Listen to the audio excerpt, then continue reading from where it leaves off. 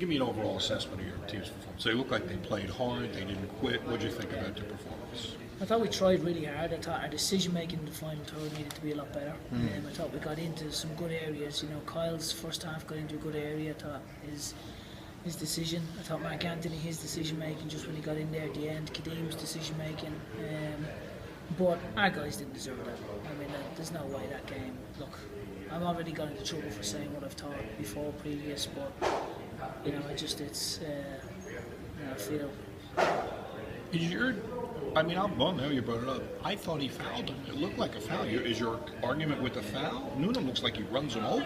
Yeah, no, I think it is a foul. I don't know whether it's in or whether it's out, but it's ironic how there's a video referee and we know before the game that, look, I don't want to say too much, whether it's a penalty, he's looked at it and maybe it is a penalty, but then equally, there's shouts for other things that they don't get looked at, so, that's something you come away and you think to yourself, well, surely we could have looked at it, whether it is or whether it isn't, but, to be consistent. Yeah, but look at it, I think, did it look a foul? It did, it looked a foul, whether it's inside, it's outside, I have to see it. I mean, you would hope that it's a video referee that he's looking at it and he would get it, but equally, how do one of the decisions for us get looked at? Why didn't they, the late handball, they didn't look at that, right? And that's something. And your reserves went crazy in the corner there, they were screaming. And that's something that you look at and you think to yourself, well, what's happened there? And I think for our lads to put that type of effort in and to come away with nothing, I think seems really unfair, really harsh. Did you have a good week of training? Did they work really hard? Because that's part of the frustration, I would think. The lads, we've got a great group of guys and it means so much to them, and I think when you get a situation like that, it's really, really difficult, very hard. They work extremely hard. You couldn't get a better group of guys.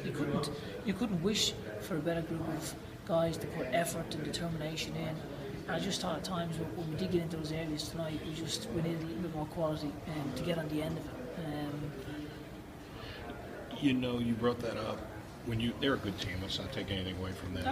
You can't make those mistakes though. Is that the lesson to be learned from this? Well, in a game like that, you need to take your chances. When you get into those areas, you need to, it needs to finish with a shot at goal. You need to test the keeper, and you need to get something from it. And I think, we got into some good areas, but we needed to get an end product. And I think when you get into those areas and you don't get an end product, you leave yourself open to something like that. And I don't want to have sour grapes. New York are a very good team. We wish them all the very best. They've got good guys and they're very organised. But when you look at what's gone on previous for us, it just becomes hard. Is it an advantage to be a two-team? I mean, you're working against a roster, it seems like, of 50 guys because they call guys up and down.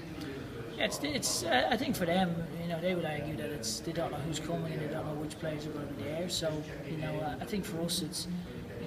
We can point to many different things and they'll be seen as excuses. I think for me, our decision making, especially in the last 10 minutes when we're 1-0 down as well, we've got Mark high, Kadeem high, we've got pace, and then we're playing short balls instead of getting in behind them.